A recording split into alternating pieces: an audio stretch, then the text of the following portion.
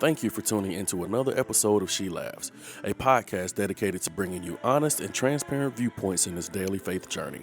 Now join with me as we listen to T and Kristal discuss the latest. Hey everyone, it's your girl Kristal. Hey everybody, it's Tanisha. Welcome back to She Laughs. Yes. So as always, we're jumping on into the topic. So T, what are we discussing? Well, by the time you guys hear this, it should be a week or so after the public memorial service of Kobe Bryant and Gigi Bryant. And we kind of just wanted to talk about how their deaths affected America. Yeah. And how people are still yet grieving over them, and how some people are having a difficult time, I guess, understanding why they would be grieving over a public figure, especially someone they may have never met before. So, just our 2 cents about. All right. So I guess I'll start first. So I'm going to be honest, this time I could not really watch the memorial. I kind of knew where my mind and my headspace was at. That it was going to be a little too much for me. And reason being is this is around the same time that we lost Nipsey Hussle last year. It was. It's literally the exact same time frame. Yeah. And losing Nipsey Hussle did a lot to me. Right. I remember watching his memorial and just bawling and playing his music for days. And by the time of his death, I was just getting into who Nipsey Hussle was as a person, not just his music. I had just learned about him like a year prior. I say all of that to say is, for me grieving Nipsey Hussle the way that I did, Kobe Bryant for me is 10 times more the legend, right, and the personification of greatness than even Nipsey Hussle was to me. He has been someone that has been around since I was a child. Right. I remember seeing him sign to the Lakers. I remember some of the games with him and Shaq. So to see him taken in a way with his child and with 7 other people, right, whose lives they're gone and all. And it wasn't at the hands of anyone. It literally, you were here and then you were gone. I said, Lord, I cannot mentally and emotionally handle seeing that memorial.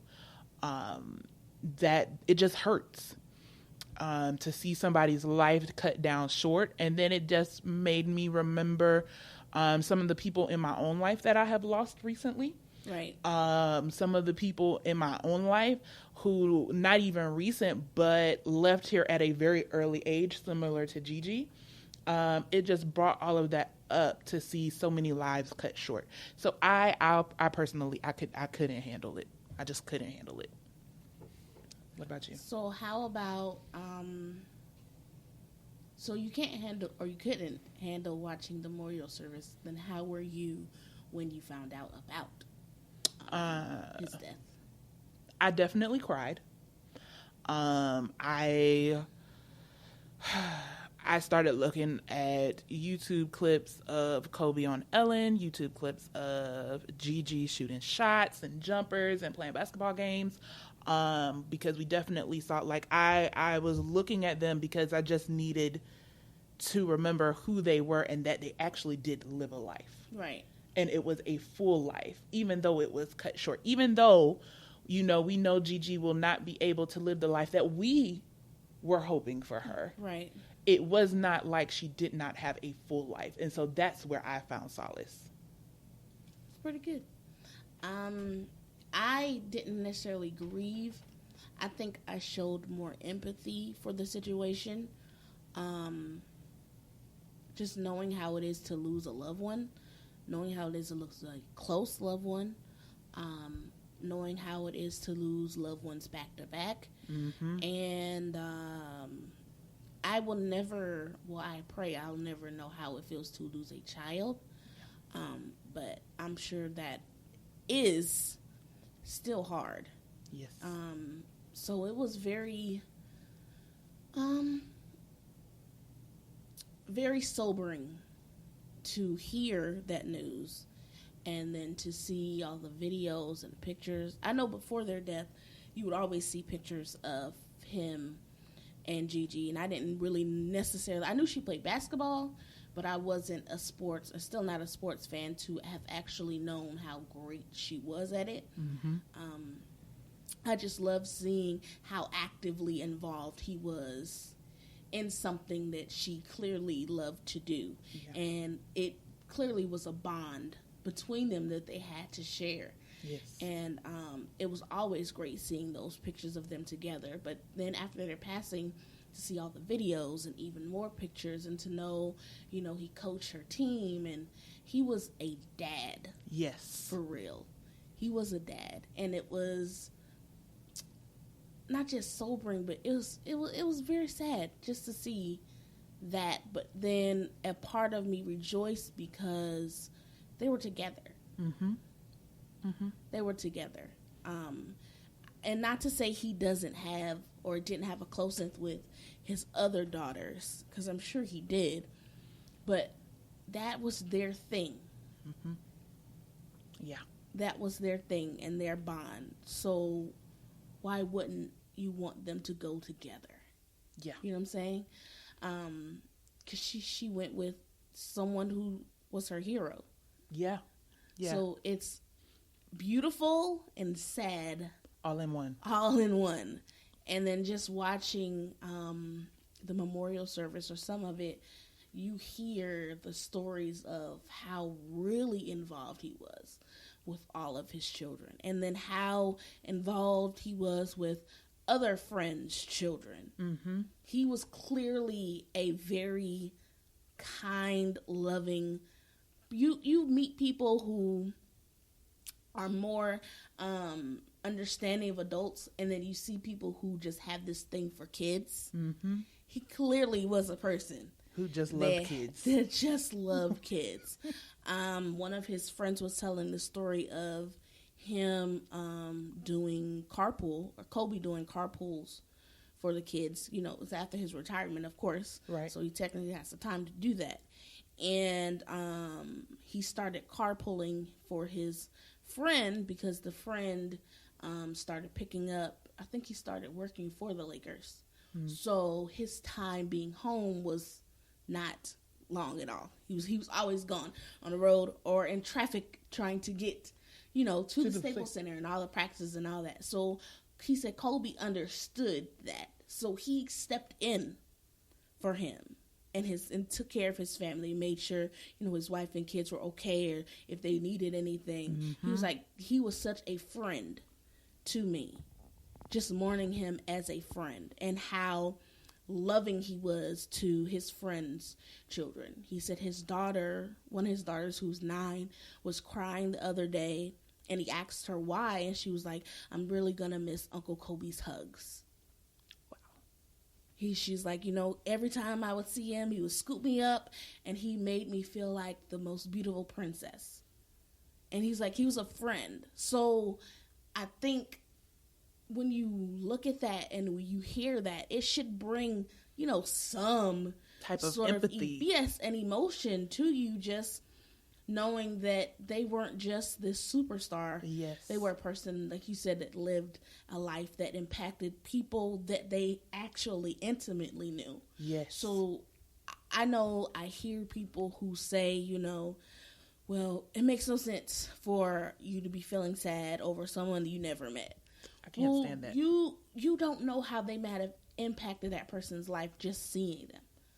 Yeah. We were introduced to Kobe when he was 14, 15 years old. Yeah. And for most of us, we were fairly young. Yeah. When we saw him. Yep. Do you remember when he dated Brandy? Oh, Lord. I forgot about that. Yes. Yo.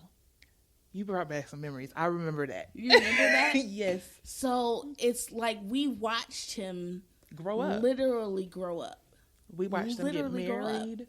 We watched his life change before your eyes. We literally watched him grow up. So why wouldn't you have that connection? Life is already hard. Stop trying to isolate yourself from the connection you have with just human beings. I find it interesting, though, when people say, well, I don't understand why you're so upset. You didn't know them. And I want to be like, well, aren't you the one that's quick to throw up for somebody else when they post, hey, my so-and-so just passed away. You didn't know them. Right.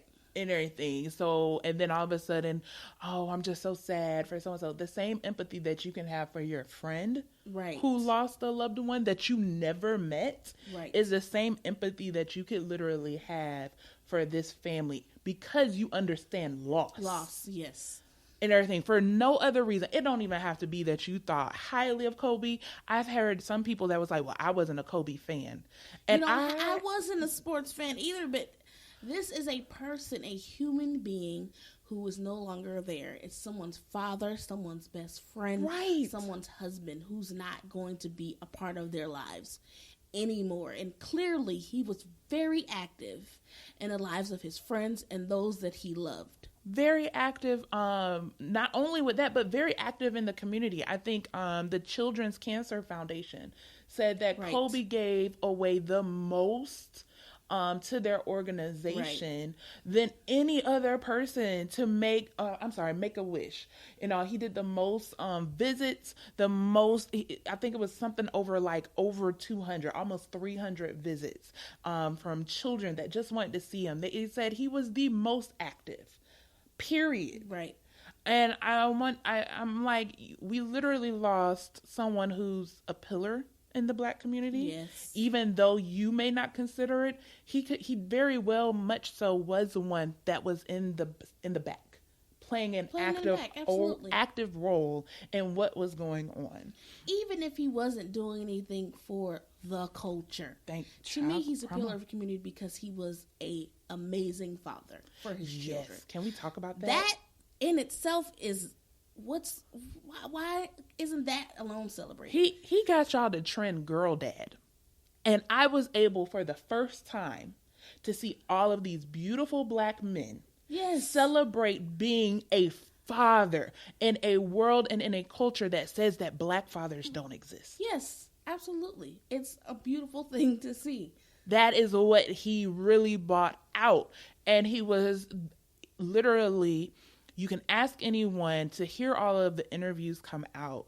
There's like the one thing they remember about Kobe is the one thing he wanted to talk about wasn't his games, wasn't his trophies, wasn't any of the rewards that he did. He literally just wanted to talk about his family. Yes, because he was there. I think he appreciated the fact that he retired and had time to be with them. Because when he played, he didn't. He did not have the time because he's always in practice. Yep. And or always at a game or always away doing something. He didn't have time then. So now that he had the time, he was all in 1,000%. Yes. He was there. So yeah, that's what I'm going to talk about because that's what my life surrounds now. And I'm appreciative to the fact that they're young enough to where I can be there and make an impact. Yes.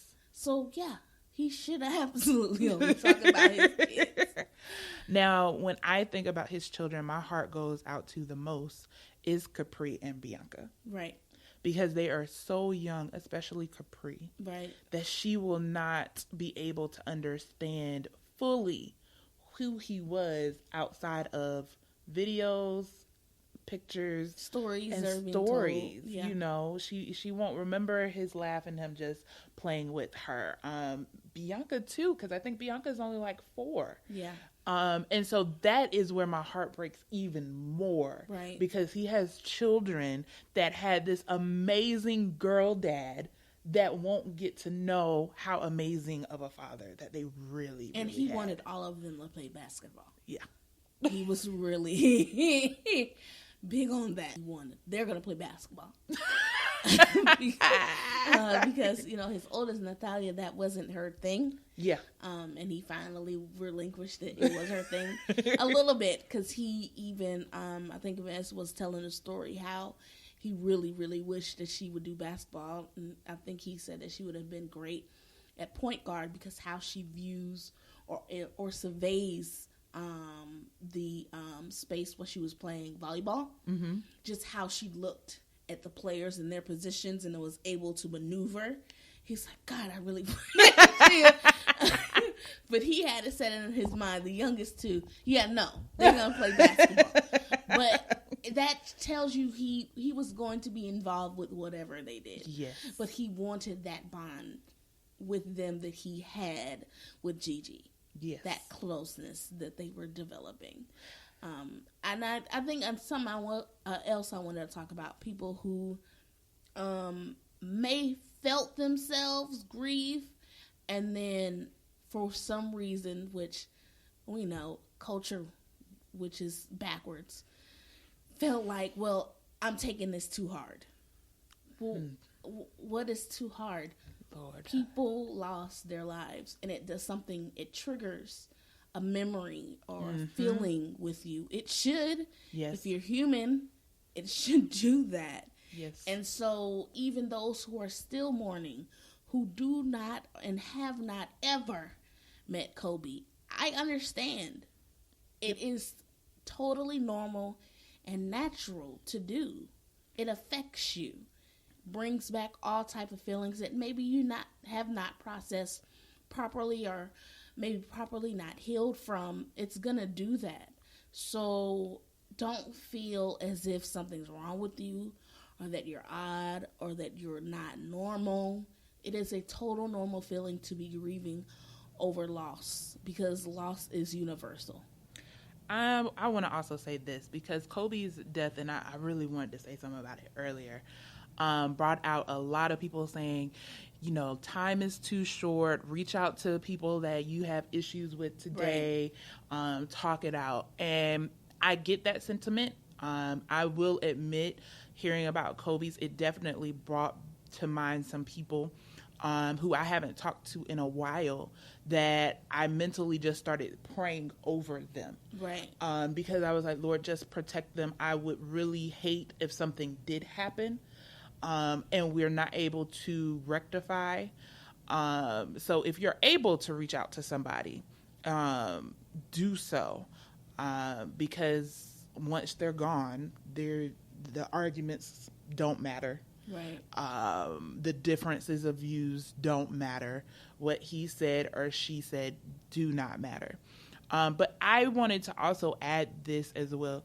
Do it with discernment.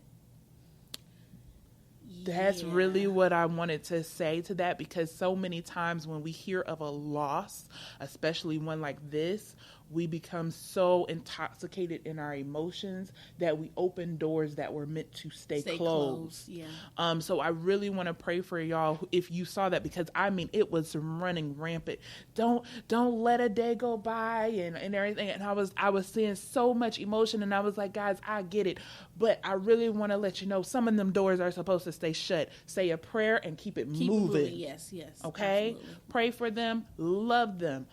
Just because you have forgiven somebody and just because you love somebody does not mean they're supposed to be in your life. Yeah. So that was the one big thing that I really just saw myself wanting to say, because anytime there's a loss, we can become overly emotional. And discernment goes out the window. Yeah, because we're driving the emotional car now. Yes. Our emotions are there and in high drive, and we're making every decision out of them. So yeah. And guys, here's the thing. When it comes to emotions and grieving, crying and being sad is not the only emotion that grief brings up. Sometimes it's anger. Right. Sometimes it's depression. Sometimes it's even indifference, like you refuse to want to feel anything. Yes. Or you're forcing yourself to not feel anything. So I feel for the ones, if you're on one of those that's on Facebook, I just don't understand. Your reaction is actually a part of grief. Yeah. The fact that you can't empathize with other people and it annoys you so bad, I would really question what is it that you're trying to hide. Yeah, there's a deeper heart issue there. Yep. If you don't understand why this would affect so many people. Because not understanding why and letting it be is one thing, but you not understanding why and feeling the need to vocalize your yes, and be so annoyed by other people. Are we not human? Just gonna say, are we not? So fix that. Yeah, because that's a problem. Yes. That really shows that you have no empathy, and most people who are empathetic are sociopaths. So you might want to check that. Yes. You need to learn what. Again, so I'm a word person, y'all know. Look up what the word empathy means and sympathy, because they are two different things. Empathy is more the understanding of. Like I said, I've never had a husband or children to pass, so I cannot sympathize, but I can empathize because I can understand how someone would feel if that happened to them. So because we're wordsmiths, I went ahead and looked it up, and it says the difference between the most commonly used meanings of these two terms is sympathy is feeling compassion, sorrow, or pity for the hardships that another person encounters. Empathy is putting yourself in the shoes of another. Yes. Okay? So I just don't feel... I don't feel it. I can understand it. I can put myself in your shoes and see how you would feel that way. Yes. Because I may not have personally experienced it. There you have it. And that's where we try to cut it off. Yes. Well, I've never done that, or I don't know how that feels. So, and you push it out your mind. You don't even try You to don't imagine. even try to imagine how you would feel if you went through that situation or scenario. We really are a non-empathetic society. We don't want to understand how someone feels or how they view. We simply say, well, I don't feel that way, or I've never experienced that, or when that happened to me, I did ABC. Yes. Yeah, we as people need each other, and the way to reach out and connect is through empathy. Yep. That's how you connect, because we all don't experience the same things. No. Our feelings are different. Our actions and motives are different. So empathy is what helps to connect us. Yes. Actually saying, you know what? If that happened to me, I see why you would feel that way. Yes. That's all. That's all it takes. Even if you don't agree. Even if you don't agree, you can at least empathize. And say, you know what? I see why you took that route. I probably would have did it differently. But I can see why you did that or said that or felt that way or whatever. And guess what? To be empathetic is free. It don't cost you nothing. It don't, child. What you, child? It don't cost you nothing. Child. To try and see something from somebody else's point of view. Child. Just a little effort. That's it. Just a little. That's all. Just a teeny little It don't bit. make them right and it don't make you wrong. It's just a thing that connects us as people. Oh, Lord have mercy. So let's do a little better here in 2020. Okay? Please. It'd be great. Well, T, what else you got to say? Closing thoughts. Prayers are constantly with everyone that lost a loved one, a friend, a confidant with this tragedy. Yeah. Likewise, our thoughts and prayers are with you, because it's a long road. Yes. This is going to be a long road. And I think we as a society, all right, the memorial's done and we go on back to our lives. Right. And Vanessa, and everyone involved. Yeah. This is a life-changing. Yes. This is not something that is going to be okay in a year. No. Or 2 years. No. And while we're at it, y'all leave Lauren London alone. Y'all leave First Lady Hustle alone about this Diddy and stuff. Yes, Saints, I'm coming for you. And ain't. Okay? She is still grieving. Let her be. even if she wasn't, Child, come on. it is her choice. She is still yet alive. She can live it. Last time I checked. So, let her be. Either way. Jesus. And I'm done. T, where can they find you? You guys can follow me on Instagram. It's Styles by Tanisha J, and Facebook is Tanisha Williams. And as always, guys, you can follow me on Facebook and IG at Charmaine Kears. Make sure that you subscribe on all platforms or whatever platform you choose to the podcast so you can get the alerts for each time that we post up a new podcast episode. Also, follow us on IG and Facebook. We'd love to hear from you. Get in our DMs. We want to hear what you want us to talk about. Who knows? We might even one day answer y'all's questions, but have you on the podcast. You never know. You never know. All right, until next time. Thanks again for listening. We hope that you were blessed by today's discussion.